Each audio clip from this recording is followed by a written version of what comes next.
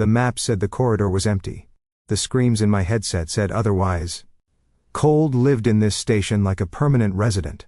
It crept out of the concrete, slid down rusted beams, pooled around my boots. Water dripped somewhere in the dark, slow and patient, like the place was counting down to something. I stood in the middle of a dead metro platform surrounded by cables, portable screens, and a flickering holographic map that hovered at chest height. Blue lines marked safe corridors. Red smears marked hunter zones. Green dots, people, my people. Column 3, hold your pace. Don't bunch up, I said, voice steady, clipped. You're entering corridor Delta in 10 seconds. On my left screen, the feed from a drone jittered. Ruined tunnel. Collapsed tracks. Steam breathing out of cracks in the wall. Ethan. A young voice crackled in my ear. You sure this place is empty? Feels haunted? That would be Leo. 16. Newly shifted. Too much bravado, not enough fear. Empty doesn't mean friendly, I replied. Eyes forward, jokes later. A quieter channel chimed in. A beta woman, Mara, breathing hard as she carried her child. No words, just sound. I let it stay open. It reminded me what the dots meant. The silent alpha was with them too. Big. Scarred. He never spoke unless it was necessary. Most of them didn't, the first few runs. Silence was easier than hope. I adjusted frequencies, sliding between channels like stepping stones. The underground air tasted metallic. Old electricity. Old blood. Column 2, I said, glancing at the lower left panel.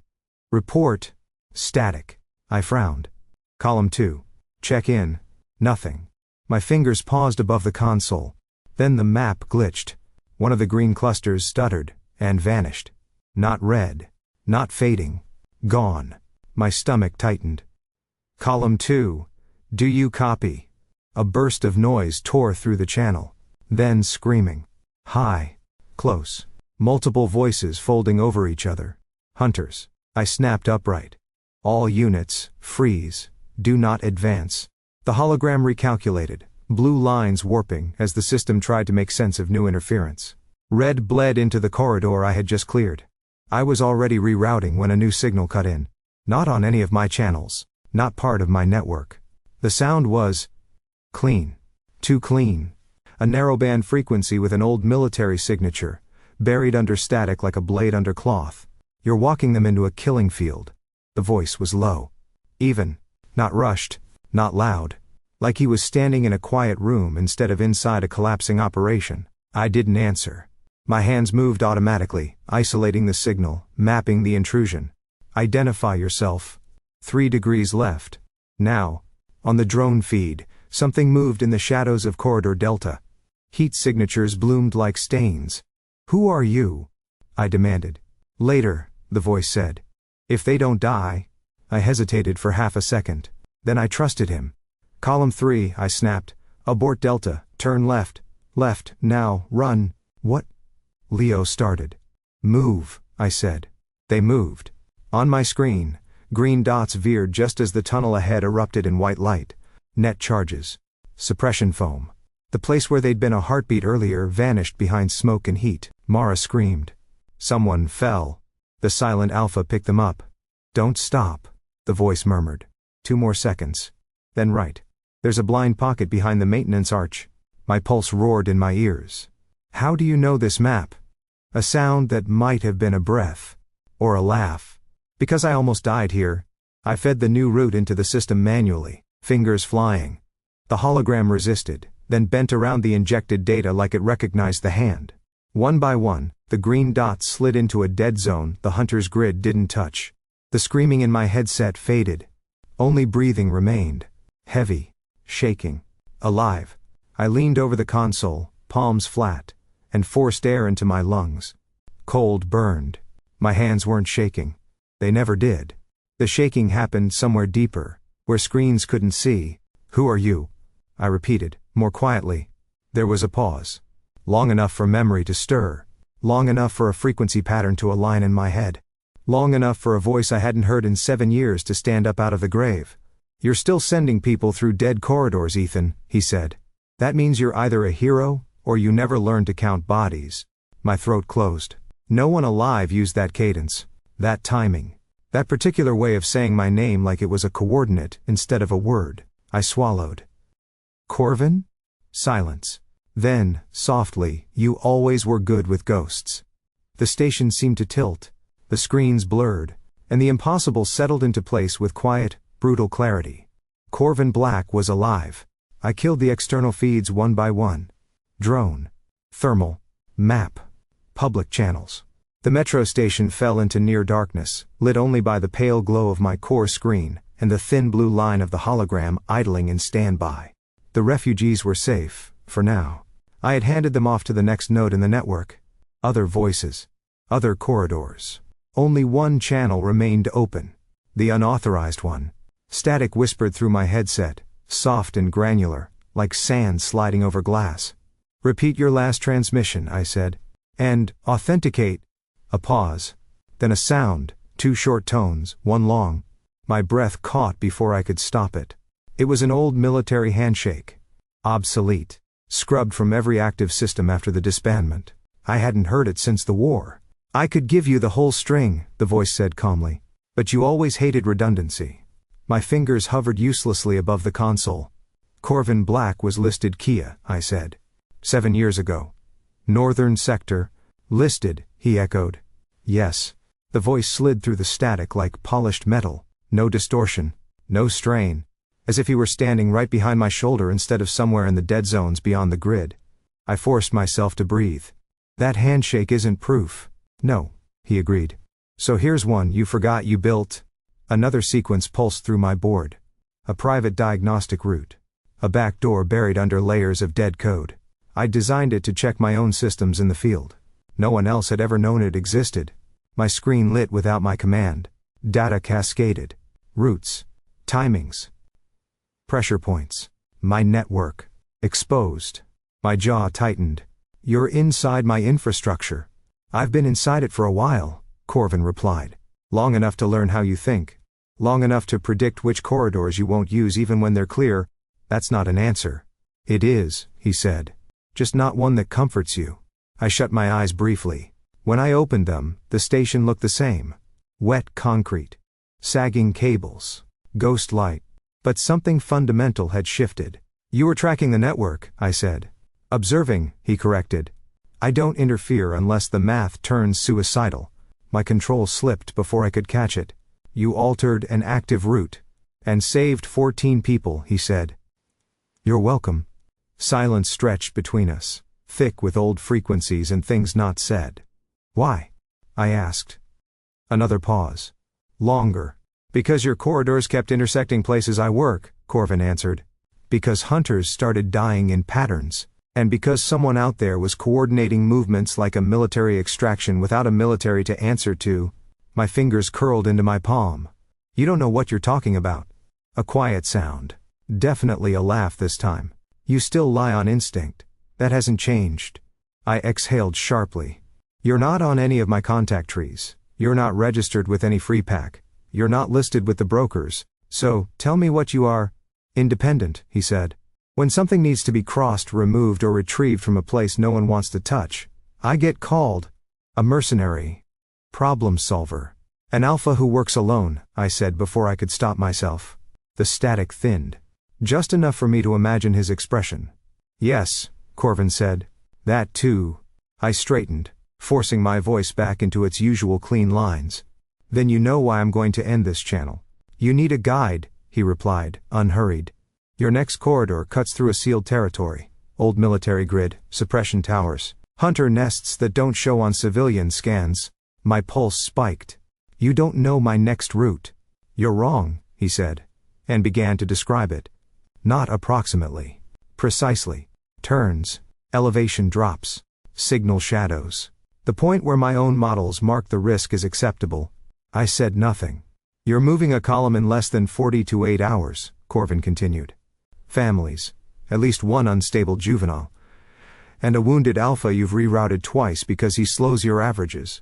My nails bit into my palm. Send me the corridor, he finished. I'll get them through. Why would you do that? I demanded. For money, he said easily. And because you're about to lose people if you don't. I closed my eyes. This was irrational. This was compromised. This was the only clean solution in front of me. What's your price? I asked. A breath. Then, high figures appeared on my screen. I didn't blink. Done, I said. Silence. Then Corvin's voice returned, just as calm, just as alien. Good. We leave when you say, a beat. And Ethan? Yes. Don't lie to me again. The channel went dark. The industrial zone never slept. It only rusted. Rain slid down skeletal frameworks and collapsed conveyor belts, tapping against sheet metal in a steady hollow rhythm. Old warehouses loomed like hollowed beasts, their windows black, their doors half swallowed by vines and corrosion. Unmarked trucks waited in uneven rows, engines idling low, breath steaming into the night. I arrived 10 minutes before the column. Habit. The air smelled of wet iron and oil. And under it, faint, unmistakable, wet fur. They came out of the dark in small groups, guided by ground lights only visible through specialized lenses. Hoods up, heads down. No names, no questions, just movement. I checked manifests on my tablet while they assembled. 14 total. Mara with her son wrapped against her chest. Leo, trying and failing to look unimpressed. The scarred alpha from before, moving stiffly, his right arm held too close to his side. 2 sisters, a gray-haired beta with a limp. And one man I didn't recognize. Too tall, too still, eyes that never quite stopped moving. He stood apart from the others, hood shadowing his face. Problem markers flickered in the back of my mind. People who didn't cluster usually wanted something. Line up by load group, I said. You'll be assigned vehicles. They obeyed. Mostly. The unfamiliar man hesitated. I took a step toward him. Someone else moved first. He didn't approach. He simply appeared in the man's space, close enough that rain beaded and ran along the dark line of his coat and dripped from his lashes. Corvin. He was taller than I remembered. Or maybe he always had been, and memory had shrunk him to survive. Broad-shouldered, dark-haired, built the way alphas were when they stopped trying to intimidate and started trying to endure. The problem man stiffened. Corvin didn't touch him. He inhaled. Once. Then said, mildly, "You're carrying a burner. And a blade you don't know how to use?" The man's jaw clenched. "I don't know what you're talking about." Corvin's head tilted a fraction. "You will, if you reach for either." The air changed. Not louder. Not violent. Denser. Even I felt it. A low, animal pressure just under the skin, like gravity had remembered it could pull sideways. The man took a half step back. "I don't want trouble," he muttered. "No," Corvin agreed. "You want leverage?" I stepped in then. "We don't trade in it." The man looked at me sharply. Recognition flickered. Anger. Fear. "You're the coordinator," he said. "You don't even come with us. You just point and we bleed." Before I could answer, Corvin spoke. "He comes," he said. Both of us turned. "He's in the field," Corvin continued, eyes never leaving the man. "He's been in more kill corridors than you've stood in, and if you reach for anything in this zone without his word, you won't finish the motion." The man swallowed. Slowly, he stepped back into line. I exhaled, realizing too late I'd been holding my breath. Corvin finally looked at me. Up close, the impression sharpened. His presence wasn't loud. It didn't spike. It anchored. Like standing beside a heavy door in a storm, you didn't hear it, but you felt what it kept out. "You profile fast," I said. "People broadcast," he replied. "Most just don't know it." We walked the length of the column together. He watched how Mara adjusted her grip when her son stirred. How the wounded alpha favored his left side. How Leo's shoulders lifted every time an engine backfired.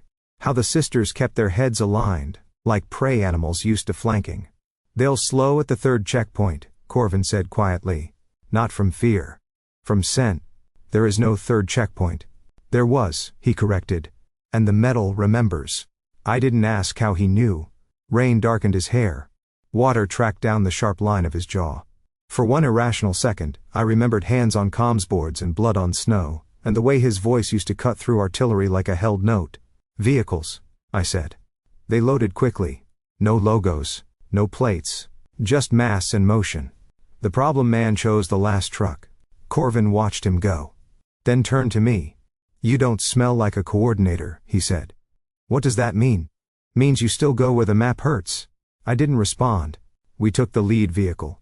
As the engines rolled and the convoy pulled out of the rusted maze, floodlights flared once behind us, then died. Ahead, the road narrowed. The city thinned. The industrial lights fell away. Darkness thickened. On my tablet, the first perimeter line pulsed into view. The dead zone. Corvin's gaze lifted, fixed on the black mouth of it. Once we cross, he said, your models stop protecting you. That's why you're here, I answered. A corner of his mouth shifted.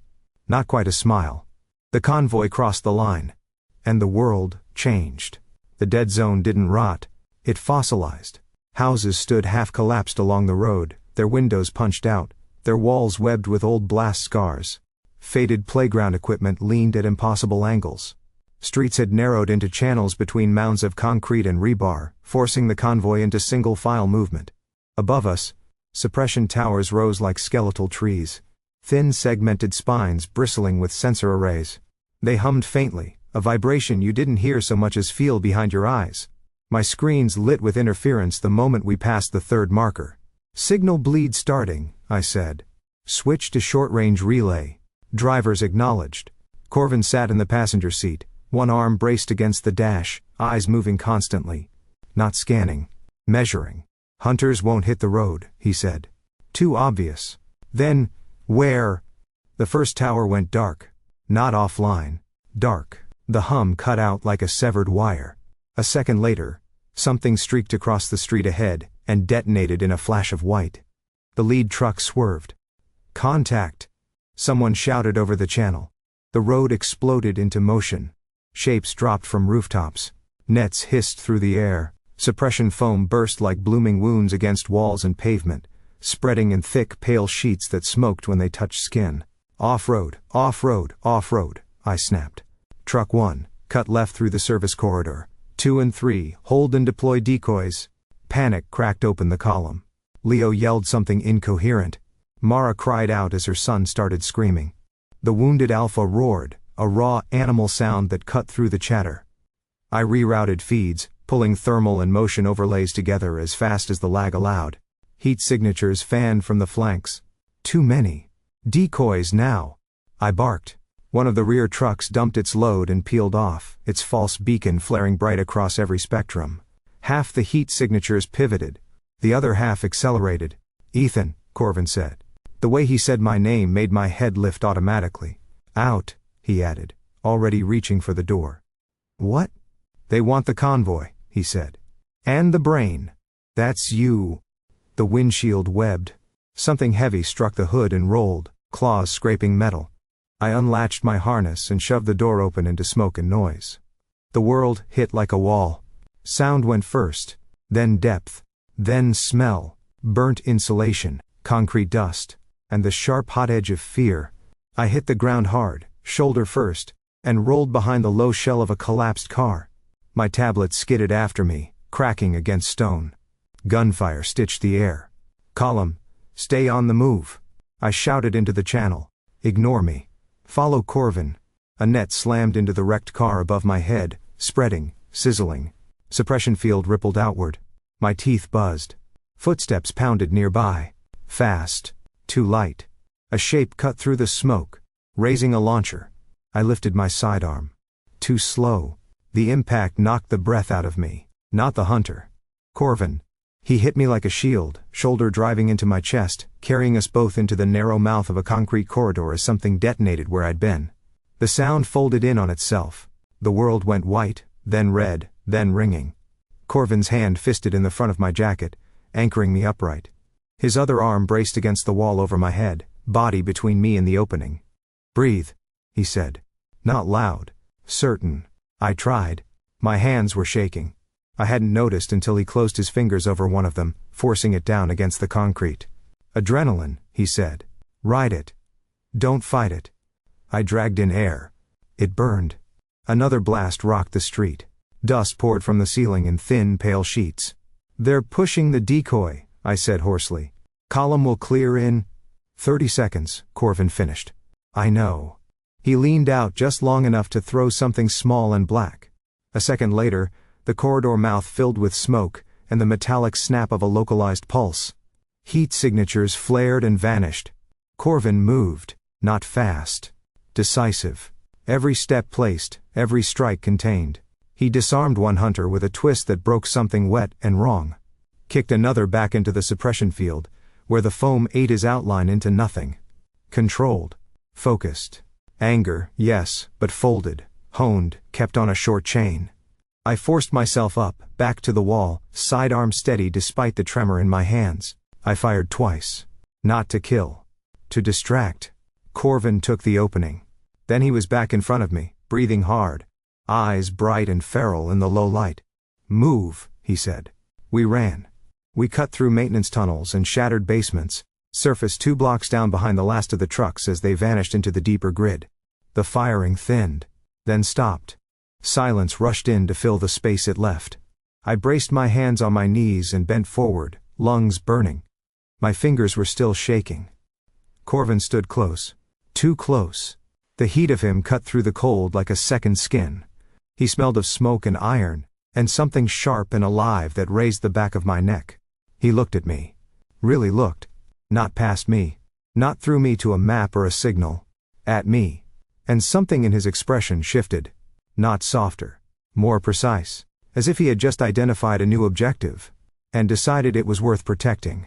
We didn't stop until the dead zone swallowed the last echo of pursuit. The night hangar squatted at the edge of a collapsed airstrip, its roof partially caved in, its ribs exposed like the bones of something too large to bury.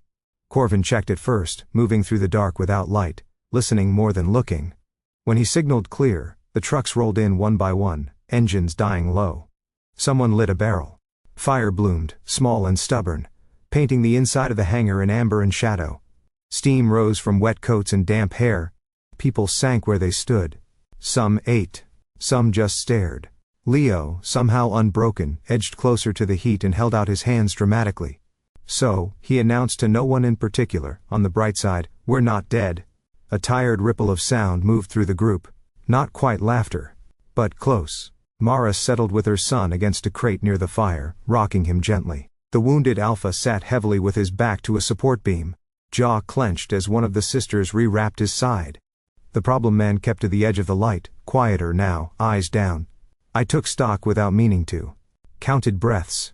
Postures. Micro-failures. The habit didn't switch off. Corvin stood a few steps away, the fire catching in the planes of his face. He watched the group the way I did, but where I saw movement and risk, he saw weight. Presence. The shape people made when they thought no one was directing them. Your column holds together better than most packs, he said. It's not a pack, I replied. He glanced at me. That's what I said. I leaned against a cold crate and rolled my shoulders, trying to coax the last of the tremor out of them. My body felt heavy, like it had decided to become honest now that it was no longer under immediate threat. Leo, I called. Yes, sir. Who is definitely not my dad. Hydrate, I said. And don't wander. He saluted with his bottle. Cruel and unusual. Corvin watched him go. You don't talk like a coordinator. What does a coordinator sound like? Distant, he said. Replaceable. I snorted quietly. You don't talk like an alpha. His eyes slid back to me, unreadable. What should I sound like? Louder, I said. More interested in being obeyed. A corner of his mouth twitched. That gets old. The fire cracked. Somewhere deeper in the hangar, someone began to snore. Why don't you lead? I asked before I could stop myself. He didn't answer immediately. The silence between us wasn't empty. It held things. Heat from the barrel. The low murmur of breath. The distant, electric hum of towers far outside. Because packs don't fail, Corvin said at last. People do. I waited. They blur the edge of responsibility, he continued. When too many hands touch the same decision, no one feels the cut. Yet you keep putting yourself between people and knives, I said. That's different. How? His gaze drifted back to the refugees. To Mara's bowed head. To the wounded Alpha's closed eyes. To Leo, now asleep with his boots still on. I don't promise them a future, Corvin said. I just buy them time. And, yourself? Something flickered behind his eyes. Too fast to name. I don't need it, he said. I considered him in the firelight. The controlled posture. The stillness that wasn't rest. the way his attention never fully left the room. "You're wrong," I said quietly. "About packs." He looked back at me. "They don't erase responsibility," I continued. "They distribute it. So one person doesn't have to carry all of it, until it deforms them." A pause. "You sound like someone who tried," Corvin said. I didn't answer. The barrel popped, sending a brief spray of sparks upward. Warm light crawled over my hands, my face. The contrast with the cold concrete at my back felt almost obscene. "Why don't you leave?" Corvin asked. "You could hand this network to anyone with half your models." "Because someone has to stay at the map," I said.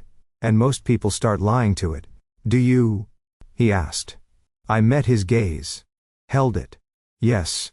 That surprised him. It showed in the way his eyes narrowed, not in anger, but in focus. Like he'd just seen a seam. Corvin studied me a moment longer, then nodded once, slow. "Sleep," he said. "We move before first light." He turned away. But not before the thought finished forming behind his eyes. The look of someone who had begun to recognize old coordinates. And didn't like where they pointed. The command post was buried under what used to be a municipal building. We found the access shaft behind a collapsed stairwell, sealed with a rusted service hatch that protested loudly when Corvin forced it open.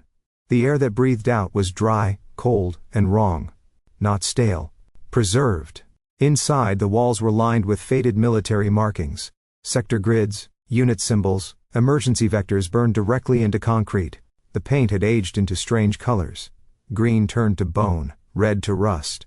Old power conduits still traced the ceiling like veins. "This place isn't dead," Leo murmured behind me.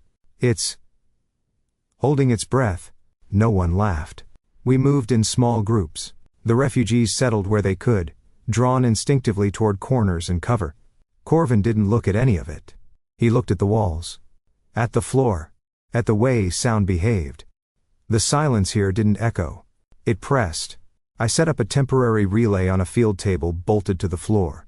The surface was pitted, scarred by something that had burned hot enough to blister metal. My console flickered to life, bathing the room in blue light. Signal interference spiked immediately. "Suppression residue," I muttered. "Old. But active enough to distort." I filtered, layered, cross-referenced. And then, a pattern cut through. A narrow band pulse, threaded with a timing structure I hadn't seen in years. My fingers froze. The code wasn't on any modern frequency tree. It wasn't civilian. It wasn't even current military. It was ours. A ghost handshake buried so deep it shouldn't have survived the network collapse. I isolated it. The moment I did, Corvin's head snapped toward me. Not slowly. Instinctively. "Where did you get that?" he demanded. "It's interference," I said. "Residual traffic." "That's not traffic," he said, and crossed the space in 3 long strides. "That's a routing key." His voice had changed. Lower. Tighter. Anger hadn't risen. It had condensed. "Corvin, you just opened a dead corridor," he said. Again. The console responded to his proximity, flooding the hologram across the room.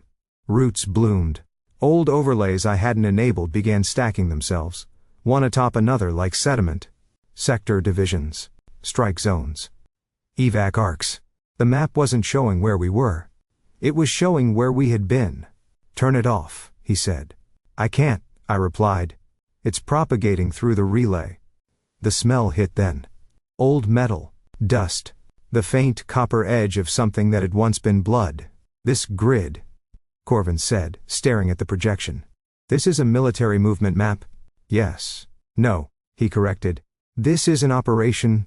His gaze slid to a marker blinking near the northern perimeter. I knew that coordinate. I had designed its redundancy. "That sector was decommissioned," I said. Corvin laughed once. A sharp, empty sound. "So is my unit."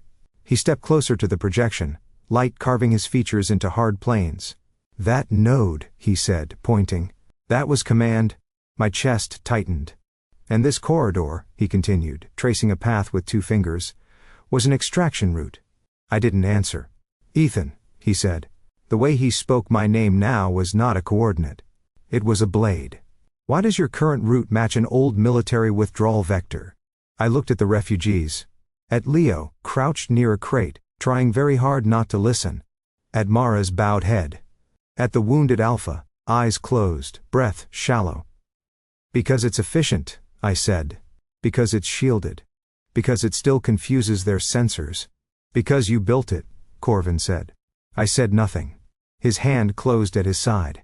Opened. Closed again. The air around him felt charged, like the moment before a storm breaks. Who was stationed here? He asked. Multiple units, I replied. Which one? I met his eyes. Held.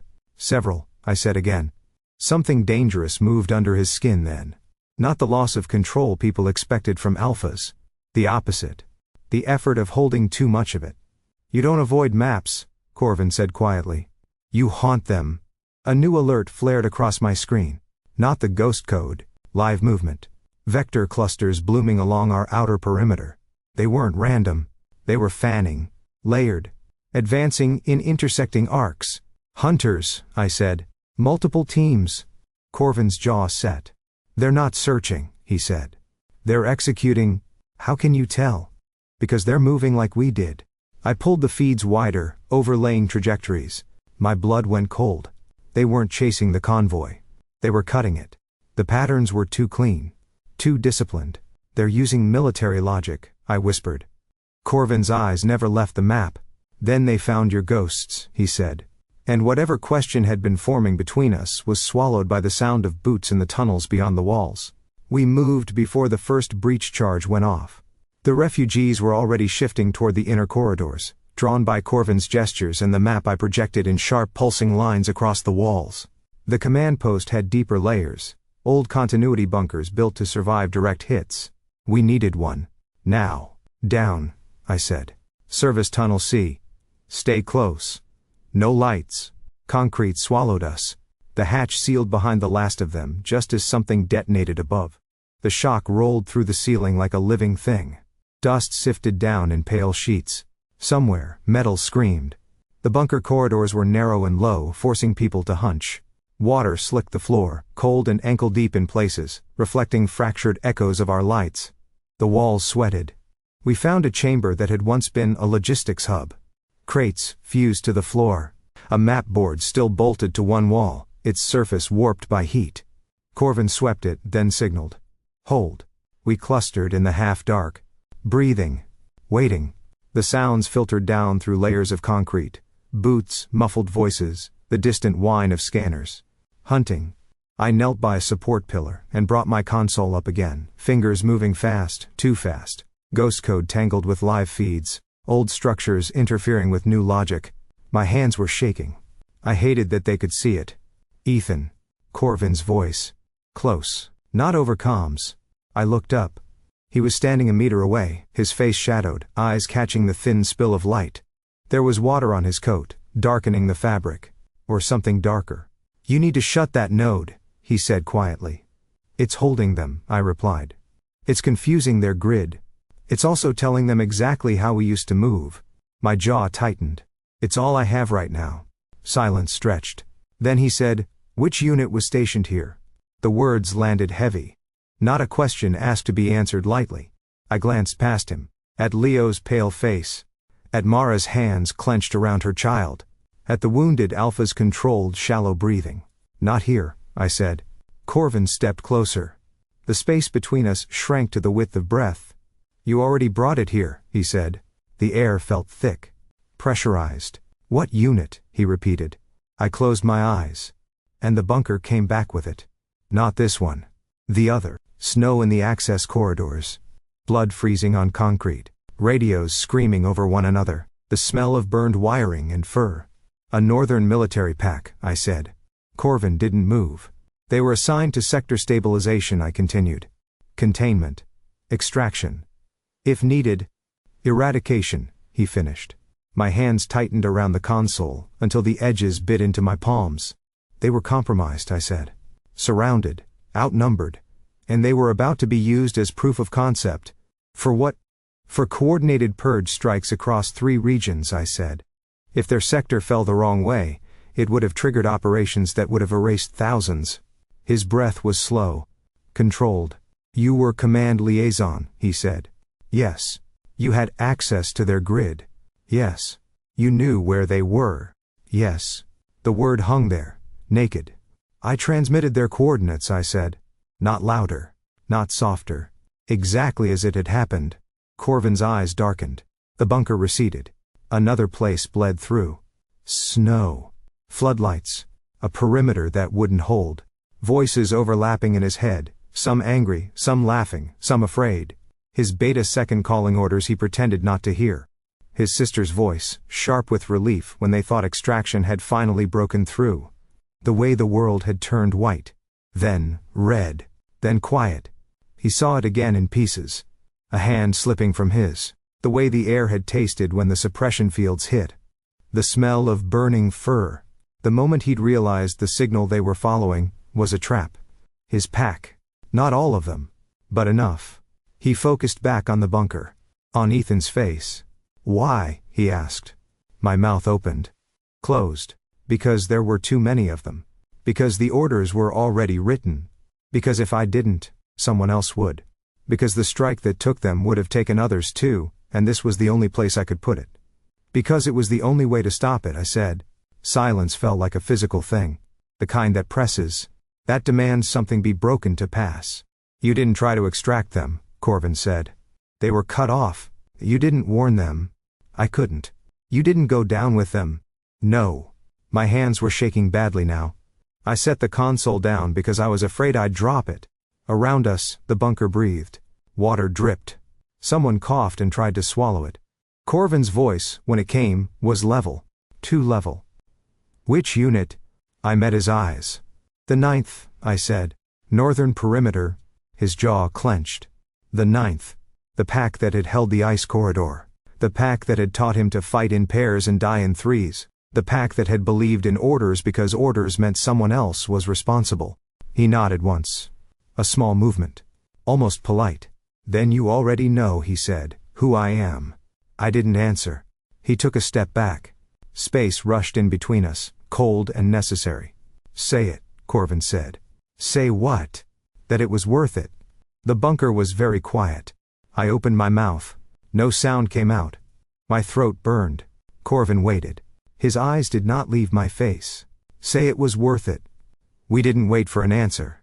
The hunters shifted above us. Their formation flexed, recalibrating. Corvin signaled once, sharp. And the column moved before the silence could finish breaking us. We surfaced through a maintenance shaft 2 blocks east of the bunker, emerging into a road so old its lines had been worn into ghosts. Dawn was working its way up the sky, not with color, but with absence. Gray thinning into paler gray, shapes pulling themselves out of shadow. No one spoke. They walked. Boots on cracked asphalt. Breathing. The soft, wet sound of clothes that hadn't dried since the industrial zone. The wounded Alpha leaned heavier on one of the sisters. Leo no longer joked. Corvin took point. I walked near the center of the column, tablet dark at my side. The systems were running. Routes updating. But I couldn't bring myself to look at them. Everything inside me felt weighted. Like my body had been filled with river stones. The road curved through the remains of a residential district. Sun-bleached facades. Windows stuffed with old insulation and rot. A child's bicycle half buried in weeds, one wheel still turning when the breeze touched it. Images surfaced without permission. Snow, falling sideways under floodlights.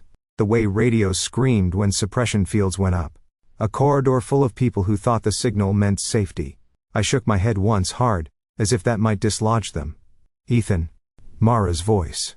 I slowed until she was beside me, her son bundled against her shoulder, his breath a warm damp presence through the thin fabric. You're limping, she said. I'm fine.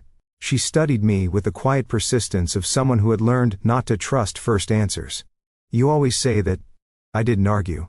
She adjusted her grip on her son and walked with me a few steps in silence. The light found the edge of her face, carving out the exhaustion there. The fear that hadn't had space to surface yet. Back there, she said carefully, when everything went quiet. Yes. You looked like someone had finally asked you the right question. My fingers tightened around the tablet. I don't know how to answer it, I said. She nodded. No one ever does. Not at first. We passed a burned-out bus shelter. Wind rattled the bent metal frame, a thin, lonely sound. People like you, Mara continued. They don't survive because they're unmarked. They survive because they carry it better. Carry what? She glanced ahead, toward Corvin's dark outline at the front of the group. What's left, she said. Then, softly, and what they made? She fell back into line. The road rose, not steeply, but enough that it made breathing work. Every muscle complained. My shoulder throbbed where I'd hit the ground. My hand still felt faintly unsteady, as if the shake had settled into the bones. Ahead, the skyline fractured into broken spires and antennae. The final sector. Even from here it felt different. The air lay too still. Sound didn't travel the way it should have. The systems on my tablet pulsed without my asking, picking up distortions that didn't resolve into data. Corvin slowed as we approached the outer boundary. He lifted a fist. The column stopped.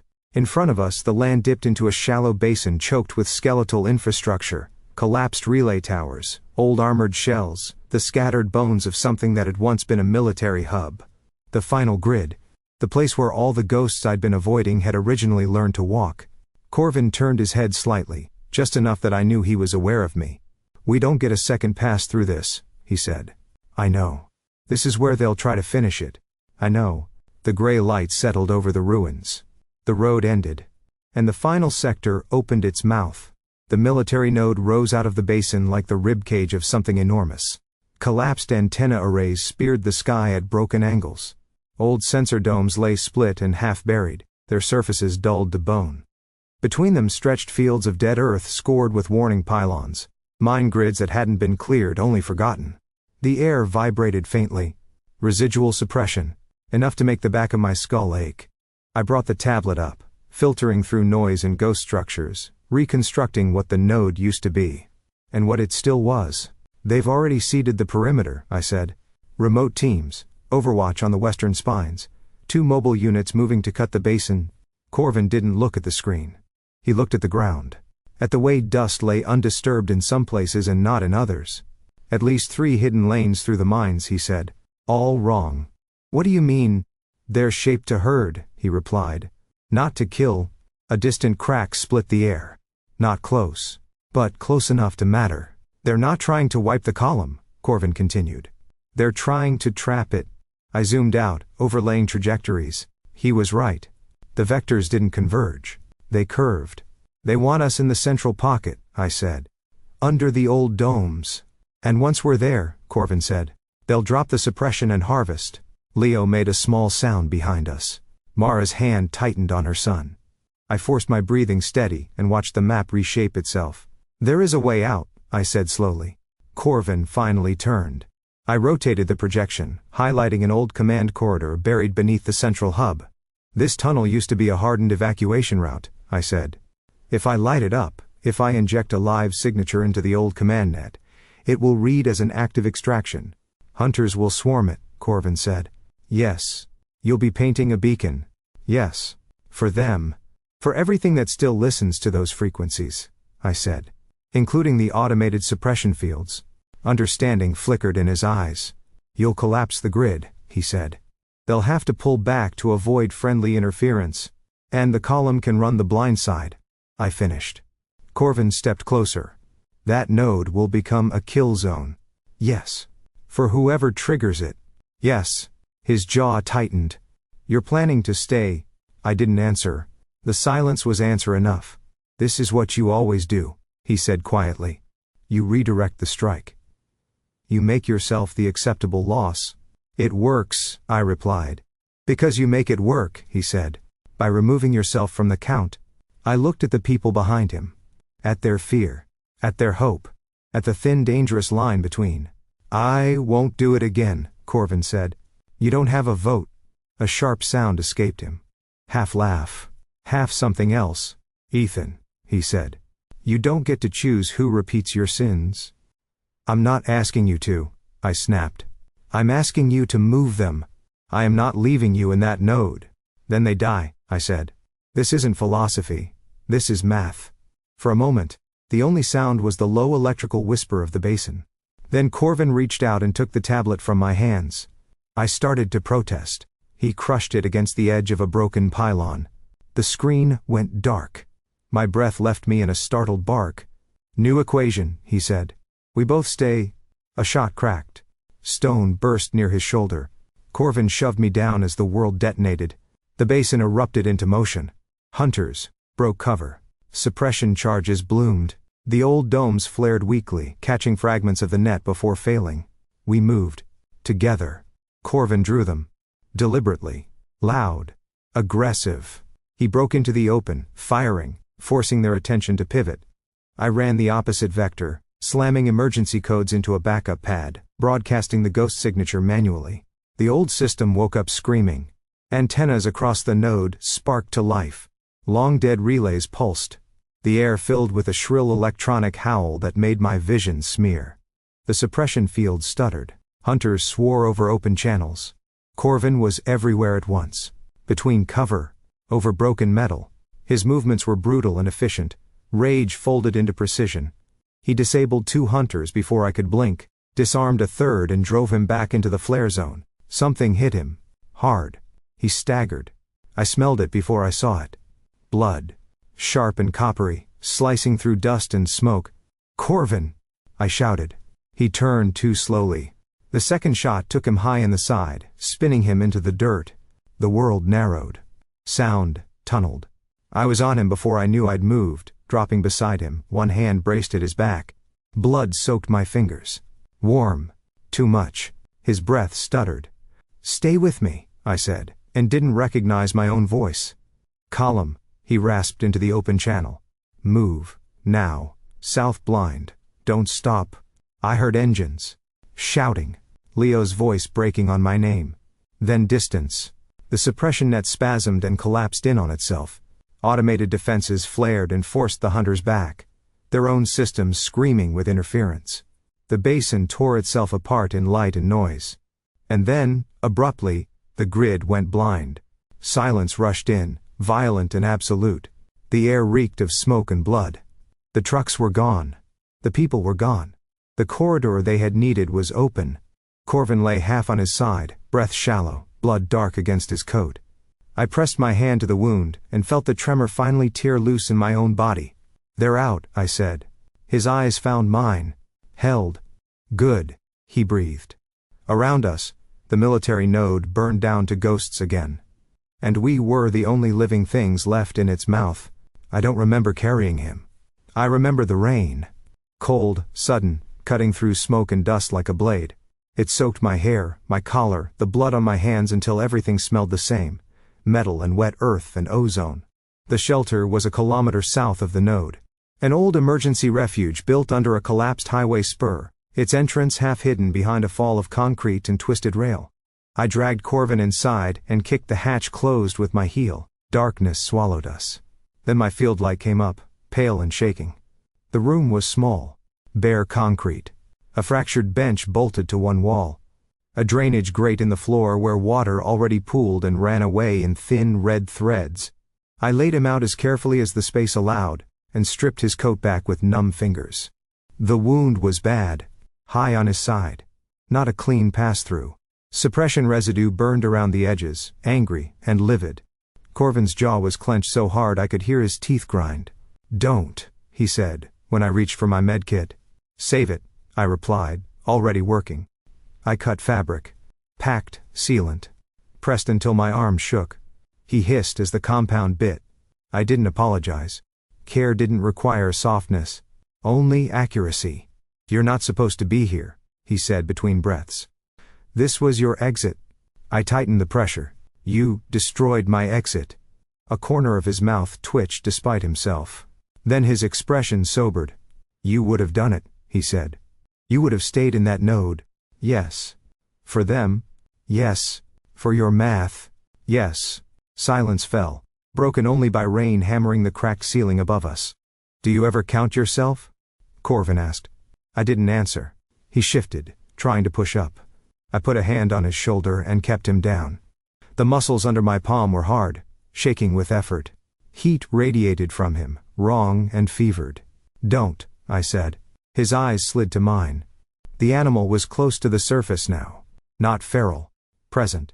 A pressure in the room, coiled and watchful, as if something larger than his body had settled around him and decided to wait. "You didn't answer me," he said. "I don't need to," I replied. "That's a lie." "Yes. A soft sound escaped him. You always tell it like it's a coordinate, Corvin murmured. Like that makes it neutral. I rewrapped the bandage and secured it with a strip torn from his coat. When I looked up again, he was watching me in a way that made the small space feel smaller. I don't forgive you, he said. The words landed exactly where I'd expected them to. Good. I'm not asking you to. You sold a pack, he continued. You decided who lived and who didn't. Yes, my pack, he said. Yes. The rain intensified, drumming against the shattered world above. I don't forgive you, Corvin repeated. Then, after a moment, but I'm not hunting you. My chest tightened despite myself. That's not mercy, he added. That's choice. I nodded once. You're not my alpha, he went on. You're not my command. You're not even my friend. Another beat. But I'm here. I finished tying off the last strip and sat back on my heels, the ache in my body rising to the surface now that I wasn't outrunning it. Why? I asked quietly. Corvin's gaze drifted to the low ceiling, to the slow trails of water slipping down the cracks. Because you don't get to carry it alone anymore, he said. The words settled into the space between us, heavy and irrevocable. You don't belong to a pack, I said. No, he agreed. I don't. You don't follow. No. You don't lead. No. His eyes returned to mine. I choose. I studied him for a long moment. The blood. The pain he hadn't allowed himself to voice. The way his presence filled the shelter not with dominance, but with a kind of gravity. Then choose, I said. He did. By not moving. By not reaching for the door. By staying where he was, wounded and dangerous and very much alive, in the dark with me. Outside, rain washed the ruins clean. Inside, the alpha without a pack remained. The safe zone didn't look safe. It never did. Too much light. Too many people. Too many open spaces where something could go wrong. But the scanners were clean. The air wasn't distorted. The perimeter hum was steady, civilian grade, almost gentle. We came in just before midday.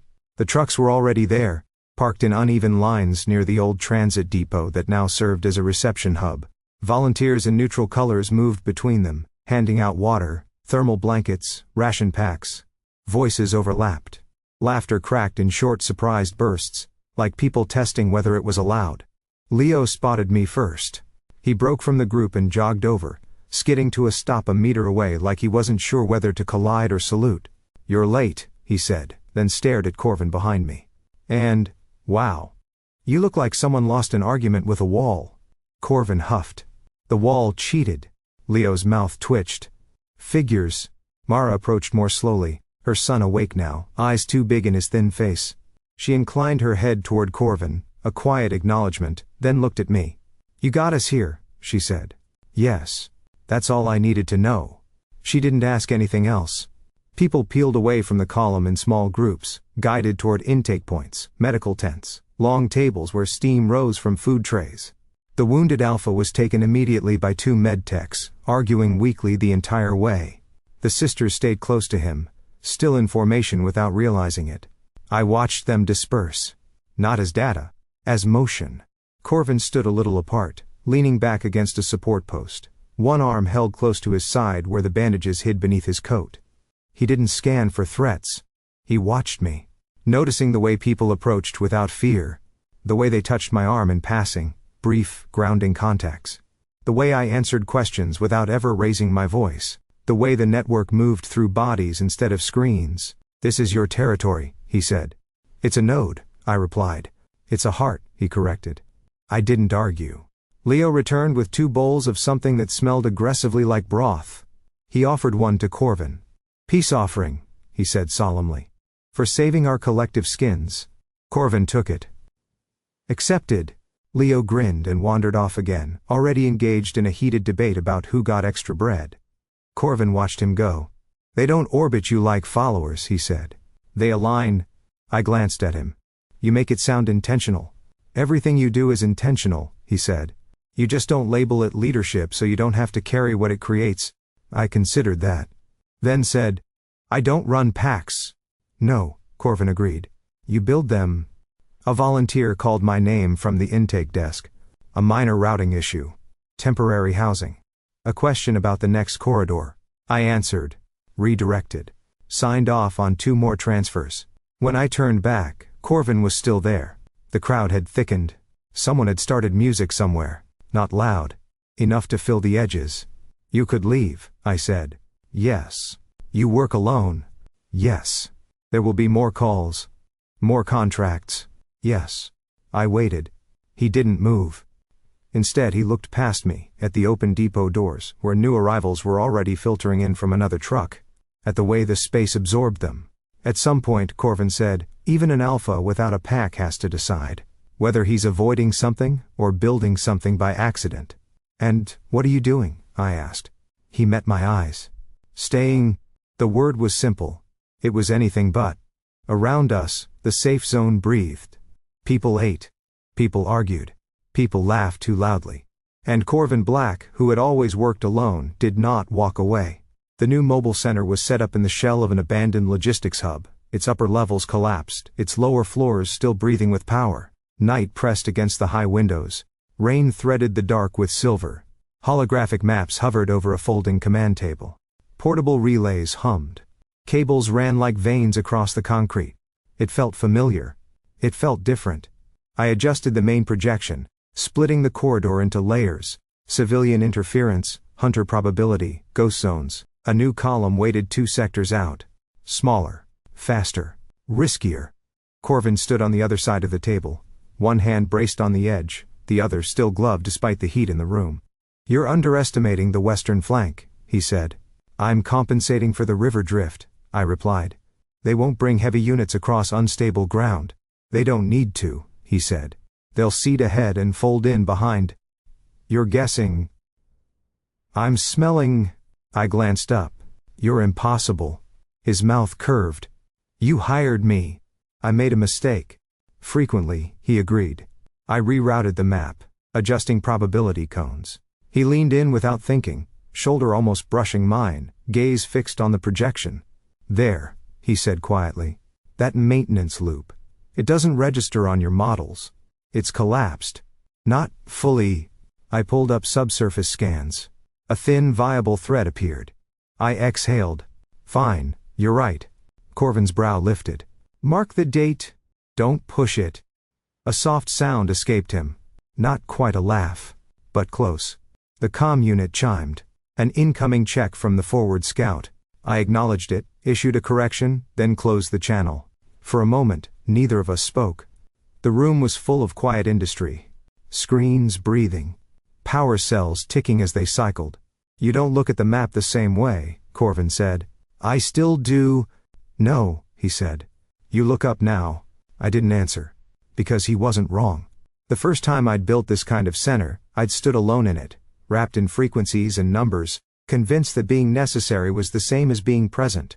Now there was weight beside me. Not command. Not claim. Presence.